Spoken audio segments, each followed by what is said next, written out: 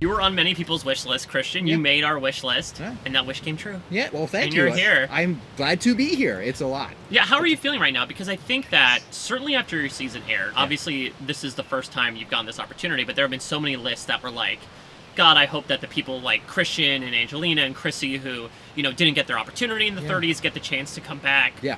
So when you finally got that opportunity to come at your feet, how are you feeling about it? It felt validating that people that a lot of times passed. It's been 7 years since I played. I mean, roughly 200 people, I think 198 or so, who's counting, have played since me. Yeah. And the fact that I'm still on these lists is so flattering. I mean, I think it helps that David vs. Goliath was such a well-received season. Absolutely. But at the same time, I feel like with Angelina and me, we were kind of like a yin and yang for that season across the David and Goliath stories. And also a little Mike White drizzled on top as well.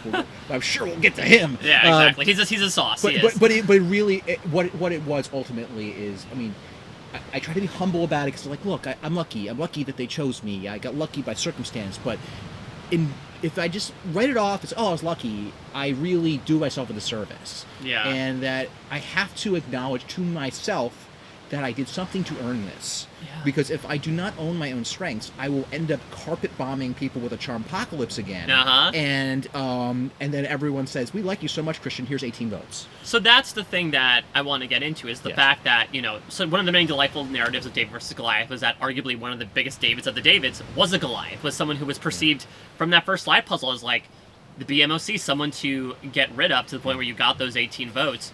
So what is the sense of your perception coming in here based on that? So I think time helps and hurts in a way. I think that time helps that I'm no longer like the most recent threat. Oh my God, we have 3 people from 38 here, which we just saw. 2 of whom were in a secret alliance. Ain't no secret no more. But like time helps there. And it even helps the fact that some of these newer players, they might actually look at me with some kind of reference. That's something I never really expected. Like if I would have come back for, say, 40, and this is the first time I'll say on the record, I was in contention for 40. Yeah. And I wasn't even sure if I was going to go because it was so soon thereafter, and I had a job that I was worried about. But then they changed the theme, and I had it ripped away, and I'm like, damn. It really hurt, even though you don't know what you got till it's gone. Exactly. I wanted it to be my choice at least, but I probably would have ultimately come around to it, but it would have been hard. Yeah. But anyway, it's back to the reputation. The other thing is everyone is scared. I think deep down, on some level, everyone is scared.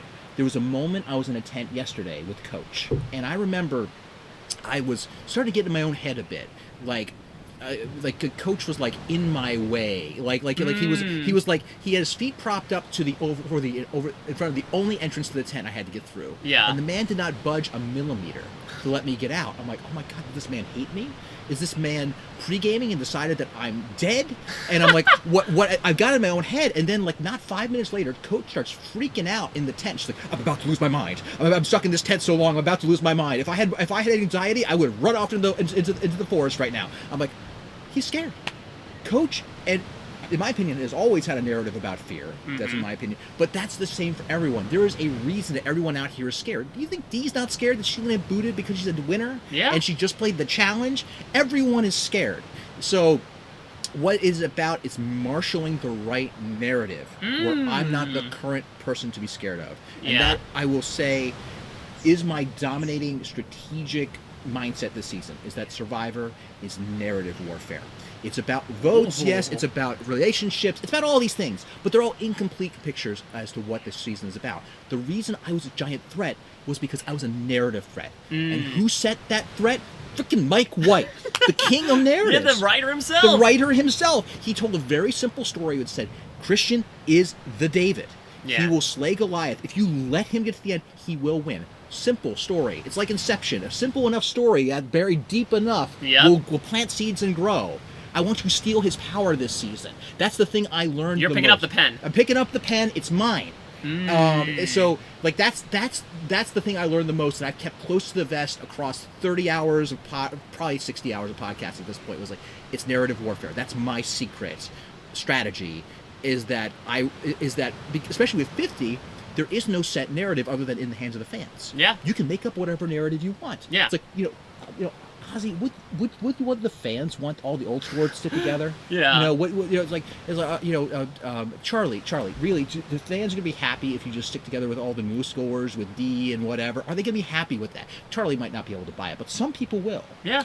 And the people that are most susceptible to the narratives are the ones I want around, and the least susceptible are the ones I want in. I looked back on our exit interview that we had during David versus Goliath, and what you expressed to me was that you had sort of like written a playbook preseason of how to play the game, and you wish you had memorized it. Yes. Is there a new playbook for 50? Yes, there's a couple of things. Well, one, I spent a little bit more time writing out basically the blackjack tables of what to do, when, where, and how at a vote. Okay, Ooh. Because that's one thing that Nick did very effectively. Is he came up with the minority vote split at the final 12 of my season, and one of the moments I look back on that I could have changed is that if I had come up with that idea, because I knew Davey had the idol, he had learned it later, I could have chosen the target, and if I had chosen the target to be Mike White, not Mayor Slamtown, very different season. Nick would have never gone for that because he had a back channel alliance with him. But if I were calling the shots, I would have. And that would have set a very different tone going down the stretch. The only person who would have been beating the drum to get me out at that point would be Angelina, who did not have the credibility with the Goliath tribe. I could have brought the Brochachos back into the fold. That's one of the butterfly effect things that I think could have been different. Do I beat myself up at night? No, I did not. I undervalued the occasional time when those crazy votes would happen. Yeah. And what they mean. And now those votes are crazier. Yeah. I mean, you've seen these seasons? Dear God. I have not gotten a full, complete answer from production as to what the role of the shot in the dark is on a rock draw and during a consensus vote. I'm waiting. Hopefully on the beach they will tell me. Yeah. But those things matter. Knowing what to do when matters. And, and especially when the game is faster, you don't have time to think it through. You gotta have the playbook. All right, well, let's take a look at some of these players in the playbook. Sure. We'll play a game with you, Christian. Friend or foe. Okay. We're going to go through the cast. Okay. You give me friend, someone you want to, hopefully share a buff with, join up with. Foe, either someone you're not vibing with or someone that you are looking to get rid of as a threat. You can provide explanations, or we can just go rapid fire, whatever. And we'll obviously talk about some of these pre-existing relationships that you made mention of a couple times. Let's start from the top here. Jenna. Okay, so real quick preamble for this. Obviously, anything will change on the island. Yeah, as people understand, right? Jenna, friend. Okay. Any reason why?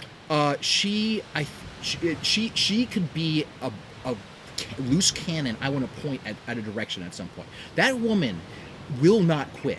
I think she's a misunderstood old school player, classic player. I'll call them classic era. Classic era players. They're going to love that. They're classic era players. I mean, the woman in her mind almost won All-Stars. She thinks she thought she was one alleged foot smudge away from winning. And I listened to two podcasts with Rob that she did from 2005. I think I know what bothers her, but she's a loose cannon. She can be a loose cannon, but she tries really, really hard. Mm-hmm. So, she also marshaled the relationship with Rupert, etc. Like, I think there's angles there. So I think I could temporarily work with it. How about Colby? I'm gonna say foe, mostly because I would love to work with him. I worried that I farted in front of him, so I worried that he hates me. So I remember I was like, I'm trying to be chill at Ponderosa, and I grab a table that's next to Colby's table, and we're enjoying. At least I'm trying to enjoy the sunset, and Colby, who was resting murder face, I think, for most of the time at Ponderosa, I'm like, I want Colby to like me. I was like, so I always try to be chill, like, yeah, I'm just the guy who's enjoying the sunset, and I just had this feeling. I'm like, did I just let something out? And I think it was silent but mild, and I think I was far enough away, but I'm estimating the radius of the smell, and we're outside. It's like, what's the wind direction right now? Exactly. I'm like, the wind direction wasn't favorable. I looked back at him, and I didn't know if it was his resting murder face or he had one nostril up, and I'm like, oh my God, I pound food at Ponderosa. I'm just like, I wasn't even like intentional. But I'm like, does he know? Does he know? And but like, I think I've had a series of minor escalating faux pas with Colby. I think that they might all be in my own mind, but I also think he may think I'm from outer space. So the idea, spare a thought for Core Colby, who had 2,000 babies named after him in the year 2001. Is being farted at by some random guy on an island. It's like who's upwind. Also spare a thought for me that this is going through my head, and I am a tenured professor Yes. of robotics. I've won major international awards for my work, and this is where my mind is at the moment. Listen, the deprivation can get to you in so many ways. Yeah. That pressure cooker. Yeah. So hopefully he, after he's been thawed out of cryo sleep, he's a little more chill. So It'll be a gas no matter what. Yeah. So you got me there. How about Stephanie? Stephanie, I worry about her. I'd say foe, just because when we initially came out of our hotel rooms for the first time in L.A., there are 4 people that came out of hotel rooms at the same time. It was me, it was Stephanie, Tiff, and Dee. Stephanie looks at Dee. She's like, "Oh my God!" She looks at Tiff. "Oh my God!" Looks at me. She's like, "Huh?" Yeah. I'm like, "Hello to you too, Stephanie." I mean, look. Here's the thing. One thing I learned last time is I do have a capacity to get people to like me. Right? Mm-hmm. I don't need to carpet bomb everyone. Charm offensive, yeah. But charm offensive, but I think in the one-on-ones, give me 3 minutes with Colby and Stephanie. I think I can have a working relationship. I think I can do it. How about Suri? Suri, dangerous. But I think, honestly, friend, here's why I would say. This is what I'm thinking about. I'm cooking up in my mind. I don't know if I would do this. But what is Suri scared of more than anything in the world for this Survivor season? Leaves. Leaves, number 1. Number 2, getting picked off early, I'd imagine. Yeah. Number 3, she cannot make that final tribal to save her life. What if someone offered her that? Okay. That's a dangerous game to play. And mean it. Yeah. I mean, say, like, look, Suri, you and I have similar problems to vastly different degrees. I can't make a final tribal. You have a real hard time making final tribal. You have a massive target. I have a minor target. It's a matter of degrees, but the similar problem. If I fought to keep you in the final 3 all the way to the end, I would take you to the final 3. And you can believe me or not believe me, but I think over time you'll learn to take me seriously. Dangerous play. She'll go off and she'll laugh about this idiot who tried to make a deal with her, but at least it might be worth a shot as long as she's not looking for an easy first pick to throw me under the bus. Anyway, go on. How about Ozzy? Ozzy, friend. Okay. Very chill. Met him one time, glorious time. Fantastic. How about Coach? I will make him my friend. I think the man. I used to be scared of him, but then I think I saw the Matrix. He's afraid. He for all of his machismo and all his puffing out of hubris, it was a constant in all of his seasons. He was afraid to go to Exile Island. Yeah. On to Exile and Tocantins. He was afraid. He flipped to Russell's Alliance. Yeah, he was afraid to build out Boston Rob. Boston Rob. He was afraid to stand up for him too. Yeah. He was afraid, and I think that's the thing you got to remember, that there are that. One thing I can offer is reassurance. I do this to my students all the time. With Coach, it has to be a carrot. You got to dangle it out just enough that he keeps wanting to come in your direction. So I'm going to say I'm going to make him a friend. All right, let's turn to the 30s. Okay. Aubrey, friend. Yes. Have you talked in the past? Very briefly during her season. Yeah. Like during 38. And so we were both on each other's radars, exchanged a few text messages, but it was very friendly. Very friendly. I think that we would vibe. So long, if she starts talking astrology, my knuckles will turn a shade of white previously unknown to science. But other than that, I'm sure we'll get along great. How about Chrissy? Chrissy, friend. I think that she will be looking for friends. Now, I think she has a lot of connections. This is where the connections start to scare me with Chrissy, because I think she goes to a lot of these events. She talks to a lot of the moms. But I think that she's also going to be looking for someone who takes her word and ideas very seriously. I love working with professional women. I think, especially, and I'm happy to be their partner. Well, let's open up Pandora's box, shall we? Okay, let's go there. Give me your thoughts on Angelina. Angelina? Foe. So now, let me caveat this. I say that because I think everyone assumes that we're going to be working tightly together. Right. I think people will assume that. I think, and I harbor no ill personal will to Angelina nor Mike. And I don't believe in revenge, but I also don't believe in being stupid. This woman was so driven to win last time. Yeah. And now she's fighting for her 2 wonderful daughters that she loves dearly. Do you think she's going to let me slide by for her family? No way. Yeah. No way. That she's absolutely going to do what she needs to do for her kids. But she's also not the only parent for David vs. Goliath, so there's that. Let's get into Mike. Yeah.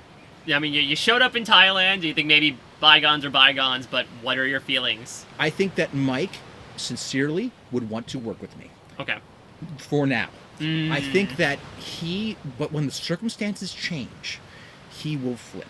And I think that, and this man, he will say he's here for the experience again, but fool me twice. It's like, but like, I mean, the guy, he's the man who has everything. He won an Emmy. He'd rather win Survivor. I think on some level, he'd rather win this show.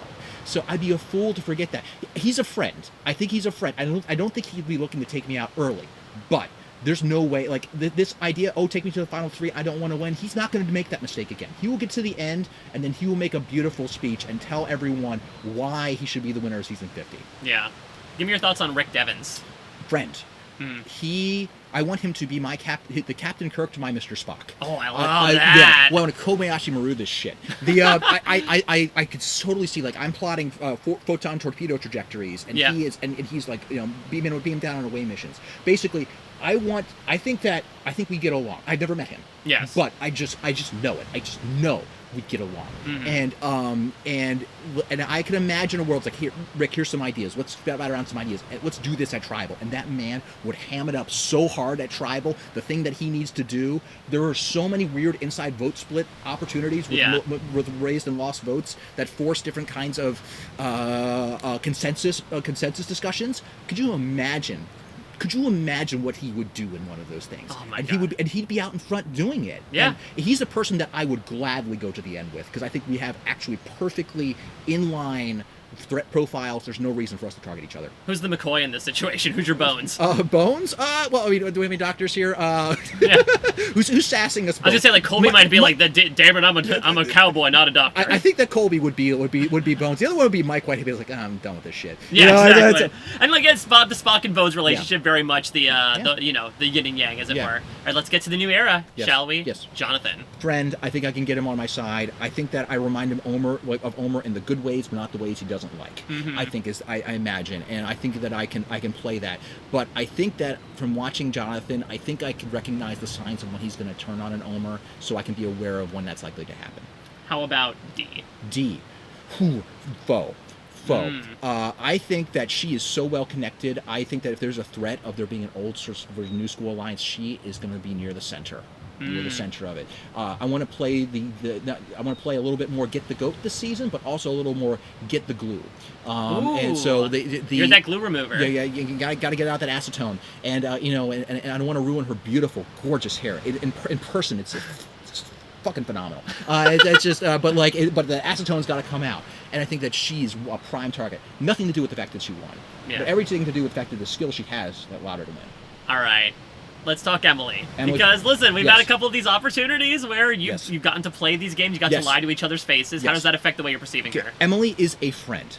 However, she's an excellent liar, in my opinion. At least in my opinion. I have a hard time telling if she lies. So full disclosure here, Mike and we've played a lot of Blood on the Clock Tower together. This social strategy game, this hidden roles game, and we have done this with Emily Flippin. Yep. And Emily Flippin went to Clock Tower Con. And it's like, and she's very talented, but I think that she's also a person who's going to need some allies early on. I think she's very worried early on. But the other thing, don't sleep with Emily Flippin. She's very good at lowering her expectations of her, and therefore her threat profile. I think that she does this intentionally. I think she's very good at it. I think that her demeanor is such that she comes across like, I'm worried I'm going to be home first, but I'll just hang out and I'll drink martinis at Ponderosa. But she's actually here to play. How about Charlie? Charlie Foe. So primarily, I think he's amazing. Yeah. I think that he has all these skills. The reason he is a foe is because of how normal he is. I actually have a full-on hypothesis as to how and why this season was put together, and Charlie is one of the people that clinched as to why that is. Why is that? So basically, I remember this. There were leaks about the cast that dropped a few days before it was officially announced we had to go. And I looked at this list and was like, this list makes sense. This list makes a lot of sense. It's got me, and it's got Mike White on it, and I know deep down Mike White would play. That's unsurprising me. So this is a real list. And so I'm looking at this list, like, but there's some choices. I'm like, why is this person on there? I mean, you see three like alpha male dude figures. You got your Joe. Look at the Joe, Jonathan, Jonathan Young, and also Ozzy. They're trios. The season is cast in trios. Ooh. So this is my I'm putting my nickel down on this hypothesis. There we go. Okay, there are 4 major categories: 3 men, 3 women from each. Okay. There are the challenge beasts. Yes. Okay. Those are your Ozzy, that's Joe, and Jonathan Young. The women challenge beasts, that's Tiff, that is honestly Chrissy. She won 4 immunity challenges. Why am I blanking on the fourth one? And Stephanie LaGrossa. Then you have the drama. People who are there for drama. We'll get to drama. There's some dramatic characters. So you got your coach, you got your Q. I am so far to go to say the Riz God might be some source of drama. Okay, it's actually helped me slide in where our last 2 49ers come into play. Oh, interesting. So this the last one of their challenge. So for the women who are drama, I mean Angelina, I think is, and to be clear, all these people can be strategic and good in challenges. This is why they're on the season. They know they will deliver drama.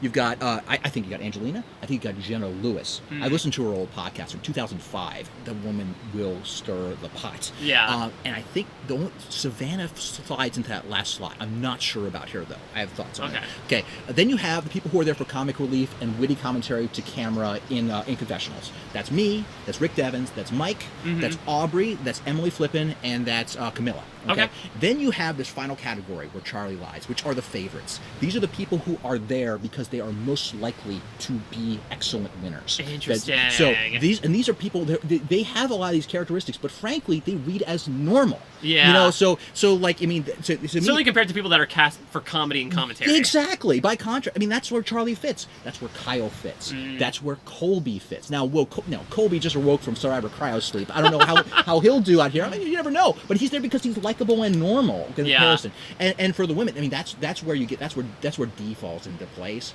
That's where Genevieve and frankly Suri. Those 6 are the favorites. I don't have a target list on this season, but insofar as one would exist, it is those 6 that they are in the way of winning. I have to acknowledge I'm not here to be the hero. I'm here because they know I will say funny things to camera. Not that I can't win. I absolutely can. I mean, Jam. He won. I can win. But if you're betting at the blackjack table, those 6 are the ones you bet on. Okay, so talk to me about Q. He's not in that category. Yes. Is he a friend to you? Currently a foe. I think I made eye contact with him once. I'm not sure if he was. I don't know if he was trying to like size me up to eat me. I'm not sure. But it was very like he puts up this distortion field around the game, and really that's the reason. Like I don't know if I can play a good game when he's on my tribe. You know, I think about all these weird plans that came into play because he's there as a distraction. Yeah. He's a reality distortion field. Maybe that would help me out if I was there. Maybe if it would distract me from being a target. I don't know. But currently a foe. Tiffany, friend. I think that I actually think that there's a lot. She would be a wonderful, like, completely unknown alliance partner. Yeah. I hope that she would like me. I think she followed me on Instagram like a day before I left. And so I should have said hi or something. I don't know, but I didn't want to say anything. But like I would love to get on the beach with her and then connect with her. We'll see.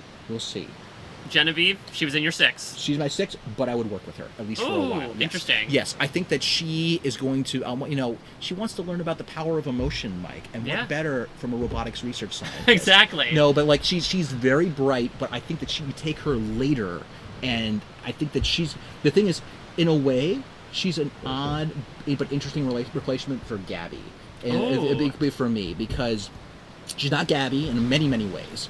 But I think that she's a person that she wants a stable ally. She had to work with Andy last time. And I remember I'm listening to all these people's voices in my head in their podcasts where I'm sitting next to them.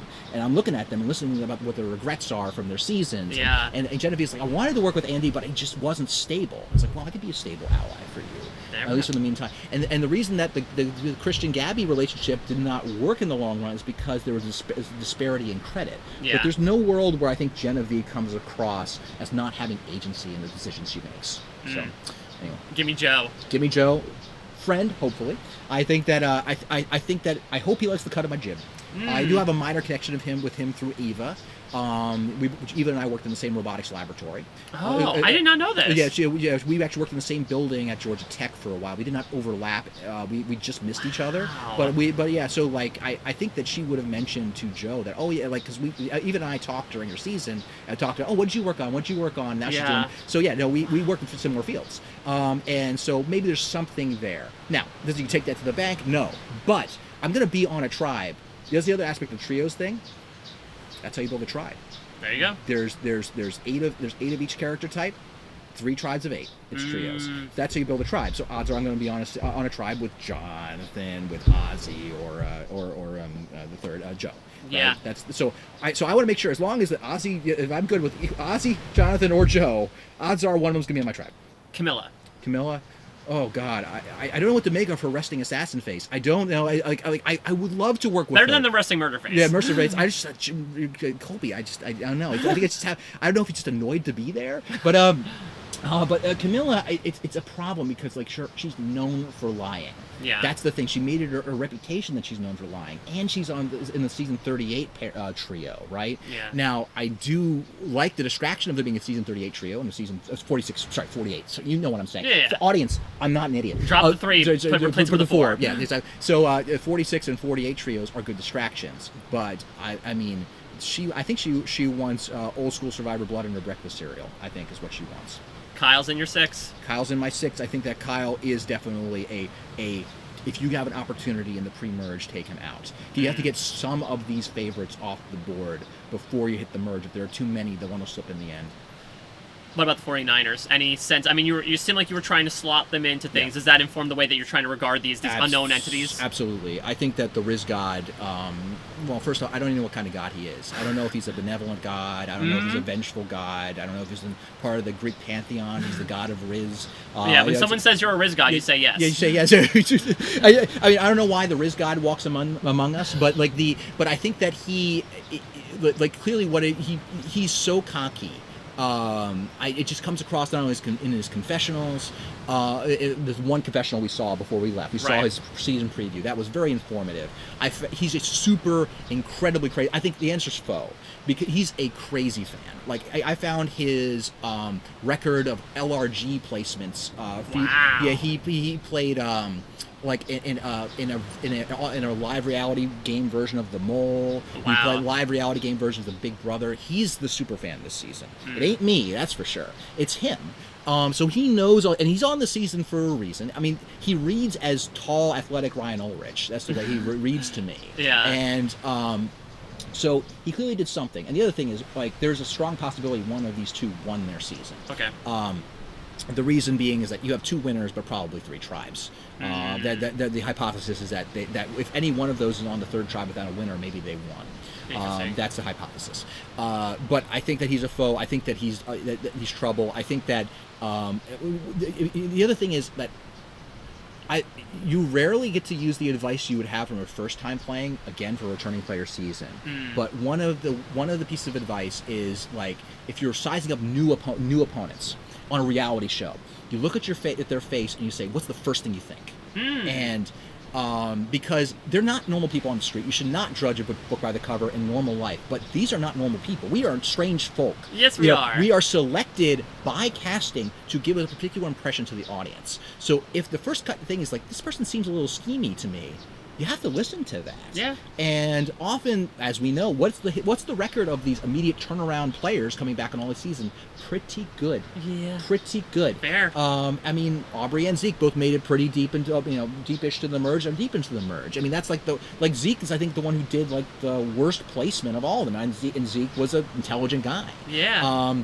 And so I think that him and Savannah, I think it might be the time to break that tradition and say, the Riz God, I maybe one day I'll be one of your Rizbatarians, but it might not be today.